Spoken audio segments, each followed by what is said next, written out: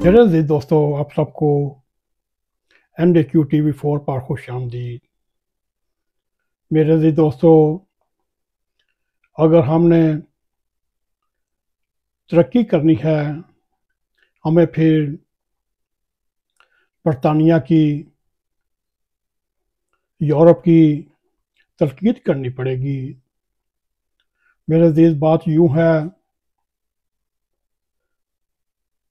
बरतानिया की जदीद रियासत का अर्तका या शुरुआत 12वीं सदी से शुरू होता है। 12वीं सदी तक बादशाह, चर्च यानी उलमाए कराम और पार्लियामेंट के दरमियान जंगो जदल के बाद 1217 में मैग्ना कार्टा एग्रीमेंट हुआ, जिसके तहत मजहब को रियासत से अलहदा कर दिया गया। मेरे अज़ीज़ दोस्तों, इस माहदे की रूह के साथ रियासत पर अवाम की बालादस्ती तस्वर की गई और यूँ बरतानिया अपनी तरक्की की तरफ गामज़न हुआ। मेरे अज़ीज़ दोस्तों, अगर देखा जाए, रियासत के 3 सतून इंतज़ामिया, पार्लियामेंट और अदलिया उभर कर सामने आई और प्रेस भी आहिस्ता आहिस्ता चौथा सतून बन गया। यूँ अर्तका या शुरुआत पर पुरअमन इंतखाबात की शफाफियत के लिए गौर व फिक्र किया गया और शफाफ इंतखाबात की अहमियत को महसूस किया गया। मेरे अज़ीज़ दोस्तों, यूँ निचली सतह के अख्तियारात के लोकल गवर्नमेंट के तस्वर को अमली तौर पर नाफज किया गया।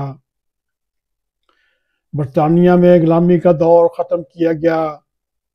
मतवस्त तबका सियासी जमातों के साथ ट्रेड यूनियन, अदीबों, दानशवारों, उस्ताज़ा और तलबा की तंजीमों से नए सेकुलर जमहूरी निज़ाम की क़याम के लिए इनको जद्दोजहद करनी पड़ी और आखिरकार इस जद्दोजहद के ज़रिए 20वीं सदी के पहले इशरे में ख़वातीन को वोट डालने का हक मिला। मेरे अज़ीज़ दोस्तों, ये हम आपको कहानी बरतानिया की सुना रहे हैं। सदियों से ये माशरा डेवलप है, तरक्की की तरफ इन्होंने गामज़न किया। फिर आपने खुद देखा, इन्होंने सदियों तक दुनिया पर हुकूमत की। मेरे अज़ीज़ दोस्तों, यूँ रियासत में तमाम शहरियों की नुमाइंदगी यकीनी हो गई। यही वजह है तारकीन वतन को भी बरतानवी निज़ाम में अपना किरदार अदा करने का मौका मिल गया। बदकिस्मती से हमारे मुल्क में 1973 में मुतफ़िका आइन मंजूर हुआ, मगर इस आइन में हर आमर ने, हर हुक्मरान ने अपनी मतलब की तरमीम कर दी गई और यूँ पाकिस्तानी शहरियों का एक हिस्सा के जो हुकूक गज़ब बनने पड़े और हुकूक जब्त किए। यूँ जमहूरियत का रियासत के साथ तमाम शहरियों का तल्लुक़ बला तफरीक मज़हब, सियासत और जिनस और सलूक का असूल मिट गया। यही वजह है हमारे यहाँ सादिक खान की तरह, जो इस वक्त लंदन में तीसरी बार मेयर मुंतखब हुआ, इसी तनासब से अगर देखा जाए, हमारे यहाँ सादिक खान की तरह कोई मिसाल कायम नहीं हुई। मेरे अज़ीज़ दोस्तों, जब भी कोई हुक्मरान आया, चाहे वो मज़हब का टच करे, चाहे वो अमीरुल मोमिनीन बनने की कोशिश करे, चाहे वो लिबरल बनने की کوشش کرے۔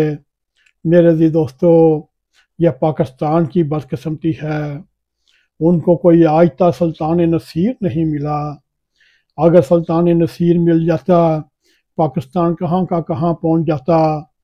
میرے عزیز دوستو، اگر برطانیہ میں ایک بس ڈرائیور کا بیٹا لندن کا میئر بن جاتا ہے، میرے عزیز دوستو، لندن کا میئر برطانیہ کے وزیر اعظم کے بعد یہ دوسرے نمبر پر آتا ہے۔ برطانیہ کا بجٹ دیکھا جائے وہ 21 ارب پاؤنڈ ہے۔ میرے عزیز دوستو، اگر پاکستان میں بھی نچلی جگہ تک اختیارات مل جائے، پاکستان میں بھی ترقی ہو سکتی ہے۔ میرے عزیز دوستو، برطانیہ میں صادق نظام کو ایک تحفظ حاصل ہے۔ خدا جانے ہمارے ملک کی کب سنی جائے گی، ہمارے ملک میں وہ نظام کب نافذ ہوگا۔ میرے عزیز دوستو، اگر دیکھا جائے تو یہی نظر آ رہا ہے، جو بھی آتا ہے وہ اپنی ملکیت میں اضافہ کرتا ہے۔ حالیہ دنوں میں دبئی لیکس آئی ہیں، وہ اس میں آپ خود اندازہ کر لیں کتنے 11 ارب ڈالر کی پراپرٹی پاکستانیوں نے دبئی میں خریدی ہوئی ہے۔ میرے عزیز دوستو، دعا کریں اللہ تعالیٰ پاکستان پر رحم کرے اور پاکستان کو ایک صحیح اور سچا سلطان نصیر عطا فرمائے اور پاکستان ترقی کی طرف گامزن ہو اور پاکستان ہمیشہ کے لیے محفوظ رہے۔ میرے عزیز دوستو، وقت کی ضرورت ہے، برطانیہ کے نظام کو اپنانا چاہیے، ہر غریب کی گھر کی دہلیز تک انصاف بھی جانا چاہیے اور روٹی کپڑا مکان بھی جانا چاہیے۔